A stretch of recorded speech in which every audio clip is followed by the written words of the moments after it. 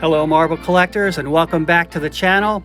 In this video we return to Kokomo, Indiana to explore the extensive Kokomo marbles collection of longtime collector and shades of glass author Mr. Ken Humphrey. We will study the colors and patterns of some of Ken's marbles and show some of the tricky marble examples from other companies that are very similar for comparison. Let's take just a quick look at your spread here. You got them all laid out for us, and we're going to just dive into these. How many do you suspect you have here? About 1,200. I've more or less employed a couple diggers to go around and dig a lot of these marbles. Yeah. Again, that verifies their origin. Yeah. Yeah. And don't get me wrong, I paid them well, but it's a lot of work digging for marbles, a lot of territory to cover, but they got most of them from the factory site. Yeah. The most common and recognizable Kokomo marble type are what Ken describes as the steel grays. These usually come in a light opaque gray base color. Sometimes the base is translucent, and on real rare occasions it's actually transparent. That gray base glass will usually glow a loud lime green color under UV lighting. These are the standard 2C marbles that are usually referred to as patch marbles. The most common color combinations on the steel grays are the red paired with blue and the yellow paired with blue. Sometimes the red glass will show that screaming red lipstick color, and some of the blues will have a really dark inky blue or a nice deep cobalt blue.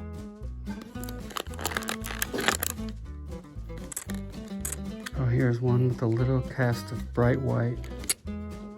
Here's another one with that little bit of bright white. Oh, that's neat. Here's that white. I've put together a handy dandy color chart for anyone who wants to collect them all. The white ribboned ones on the top row and the baby blues on the bottom row seem to be the hardest to find. Hop on the Kokomo carousel and check out some of these beauties. I haven't seen any with purple in the ribbon work, but they could be out there. For newer collectors, these steel gray types would be a great place to start when searching for reliably known Kokomos. Some unique traits that could show up with these are on the bubbly ones that appear spotted with bright white on the gray base, and some may show bizarre stretch marks at the surface on the ribbon work. When sorting through your Peltiers with the hopes of finding a Kokomo, please keep in mind the difference in sheer numbers produced between the two companies. For every few thousand Peltiers, you'd be lucky to spot a Kokomo. With that in mind, I normally err on the side of Peltier. To help with your sorting, I've put together a gallery of what I believe are Peltiers here, and with the collections I've seen, I haven't come across any Kokomos with an opaque blue or an opaque green base. And unfortunately, there's plenty of Peltier rainbows out there that have a bubbly base, and they also used very loud oranges and red colors in their ribbons. And you'll find Marble Kings and Imperials that get pretty lipstick loud as well. Yeah, they're all a little different. There's a red one, but What do you think? What do you think about the collection? Yeah, thumbs up? Can you do that? Sometimes I do knuckles. Knuckles? No, not yet. These four windows here, you can't tell it from here, but from the inside, they're spectacular. And they're the four stages of making the glass. Oh. Carrying it on a ladle, mixing it, and going through a roller.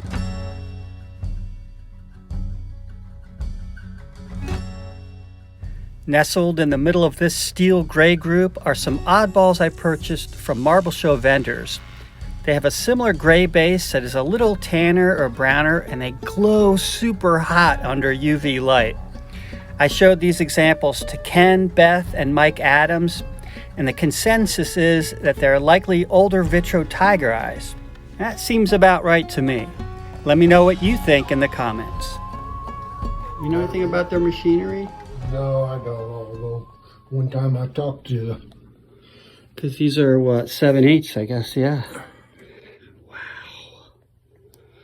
They look pretty well rounded. They probably were trying to do this, you know, intentionally. They probably had the machinery for that.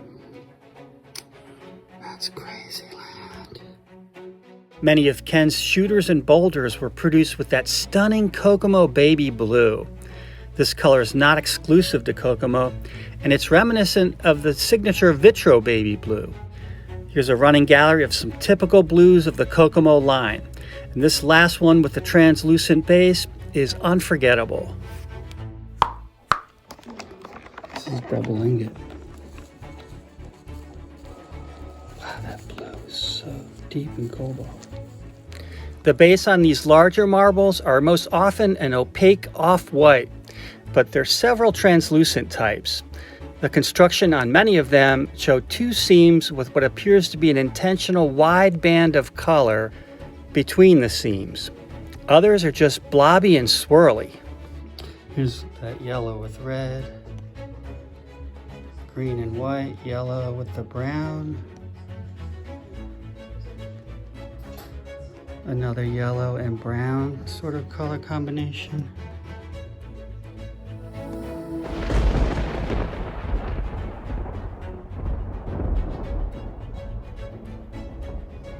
There's some sharp lines in that. And this one has straighter lines like a marble king. And that is a curved seam there. Yes, right? you're right. And turn it around here. Get my finger out of the way. Yeah. Yeah, It's pretty straight there on that side. much straighter. Right here. You'll see that quite a bit. Not always, but quite a bit with Kokomo. See what this one does. Straight. Right there. Pretty straight on Pretty that. straight up Yeah. both sides. See this also quite a bit with these, where you just have that swing there, that nice bend. There's the seam. Okay, it has this big swing, and then there's the other seam. This one's bicolored. Oh, it's pretty much black and yellow on white. Really dark, almost black color. All right, so we have some good examples of some that are split right in half, so you can see the construction inside of them. Oh, and look how dark the seeds are. Well, that could be just from the digging, you know, from the dirt. Wisconsin Cheddar, eat your heart out with this premium example of Kokomo Swiss. Well, there we are, State Street and the railroad at this intersection. Bring your shovels. Kokomo's there's a walking, riding path there that goes about 5 miles altogether. Right. The lady's name that gave me the marbles, collected them in early 40s, I think 1941.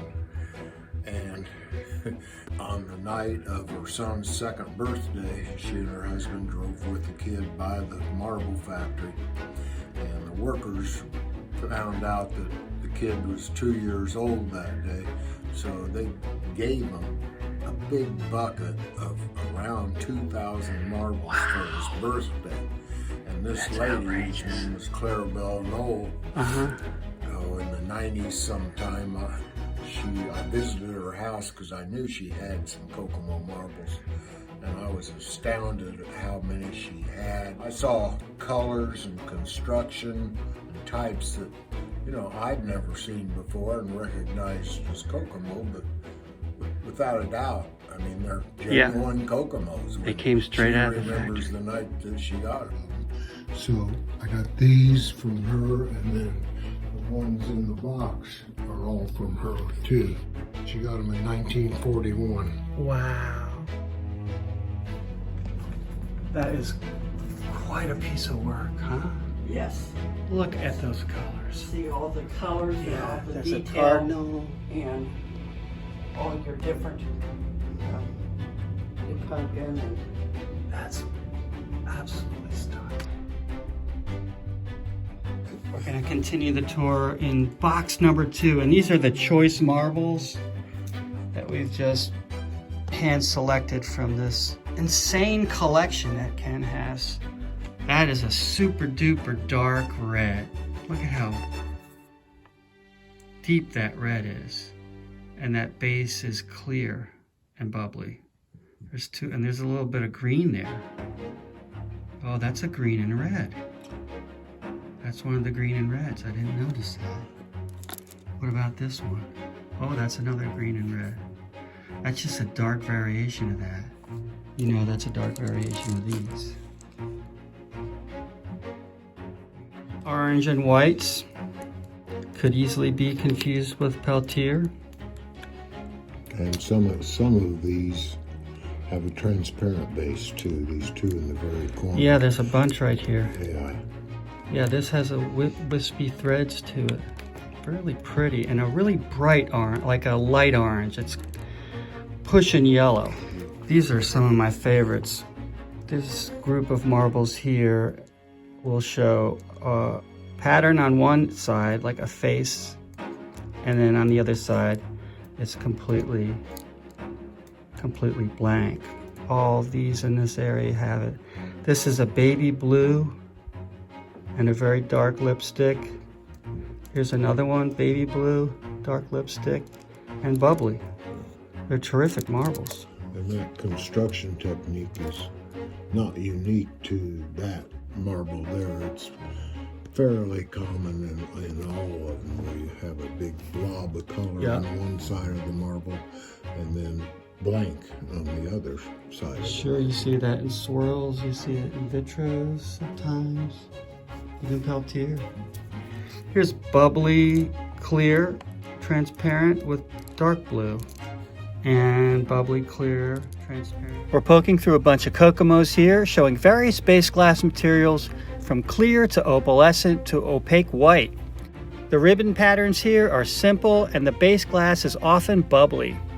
And just like Peltier, some bubbles can appear dark and some will be tube-like and elongated. Most all these are virtually impossible to distinguish from the Peltier Champion Junior style rainbow marbles, but I should note that I found an awful lot of these that fired up with that amber opalescent glow when backlit. When I first met Dennis Webb, he allowed me to send marbles to him. This was 95, 96, and he would identify some. And one of the marbles I had was this one. I had no idea what it was. And this is the note that he sent back to me, that it was a Kokomo. And there's that lipstick red, they call it. Right. Yeah. And there's actually several several variations of that red. Here's some orangey ones. But it's really bright. It gets a and this collection here, you can see the note at the top. This is from the Dennis Webb collection, and Kokomo Opalescent Glass that he had from the Wallace Huffman collection. Oh, cool. So it was handed down. Yes, and then they handed down to me. Wow. Yeah. This is there's a nice Kokomo with some transparent in there and some wispiness. Here's some of that famous bubbly base. There's a little bit of white there. Well, here's the amber ones with red. These are known as Kokomos. And a lot of these run small, they get around 9/16. This one appears to be a double ingot, huh? Yeah. Here's some blue glass. And then they did use yellow and brown together. Here's one. And you see that bubbly base there. This one has a little bit of a pinch. Here's another yellow on white, and several variations of that red color, that what they call lipstick red. So I'm inclined to believe that these are all Kokomo. I think Wallace Huffman came from out in Indiana, though I'm not sure. And Dennis was mostly focused on the West Virginia marbles because Okay. he lived in Maryland. But he obviously, That's nice. did other factories as well. Very cool. Thank you, David. Yeah, the box, they incorporated Kokomo's name for an Indian chief called Kokomo. Chief Kokomo. Yeah, and so these outlines here are of an Indian chief's head. Okay, nice. And then here's the Indian chief here. Yeah. This is a 30 count mesh bag, Yeah, right? and then I also have a 60 count mesh bag. One bag is full of the gray based marbles, and then another, the smaller bag, is full of basically white based. Awesome spread. How many of these are out there in the wild? Have you seen any others before? Oh yeah, I know that there's 2 more boxes, and one of them is a little bit larger than this one. I've probably seen or heard of 4 or 5 bags out there. Uh-huh. So I talked to an interesting guy. When he was in high school one summer, Yeah. he worked at the factory. Oh, cool. And he ran this machine, more or less, or helped on the marble making. No kidding. machine. And he said one night he was working in there and he was the only one in the plant. Right. And the machine went all haywire, he said, and he had glass going everywhere. And he knew that some of the other workers lived in the neighborhood, but he didn't know exactly where, so he went out knocking on doors to find a worker. Finally, he came back and turned off the machine. Wow. And there was probably glass all over the place. Who knows, right? That's crazy. Here's a few examples of Kokomos with a green and white color scheme. And these last 2 more unusual specimens kind of reminded me of the dreaded Kokomantis. Ah, the Kokomantis. My old nemesis. I hear you've been expecting me. Well, we finally meet. Face to face, eye to eye, in the heat of the Kokomo sun. We size each other up, but who dares to make the first move?